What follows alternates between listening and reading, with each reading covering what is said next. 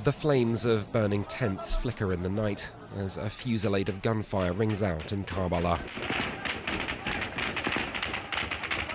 Masked gunmen had opened fire on a crowd of protesters in the southern Iraqi city on Monday night, killing over a dozen and leaving hundreds wounded.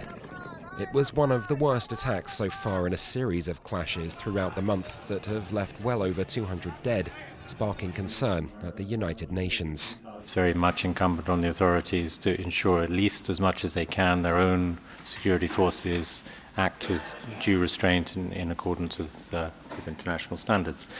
But also, of course, start investigating who else has been involved in killings and shootings. The last 6 days have seen a second wave of Iraqis take to the streets, furious over corruption, poverty and unemployment. We want a transitional government and a president who'll change the constitution. That's enough. Enough humiliation. I'm a teacher. I have a salary and a house. But young people are unemployed. Where are they meant to go?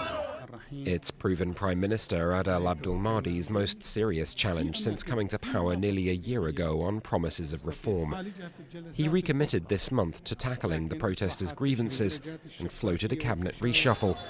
However, demonstrators are fed up with years of broken promises and are now openly defying both curfews and threats from authorities if they join the protests. We call on all Iraqi people to take to the streets and be of one voice. We want a Republican regime, not a parliamentary one, and the government's threatening to cut our salaries if we don't go to work. We don't want salaries. There are so many young men that have been killed.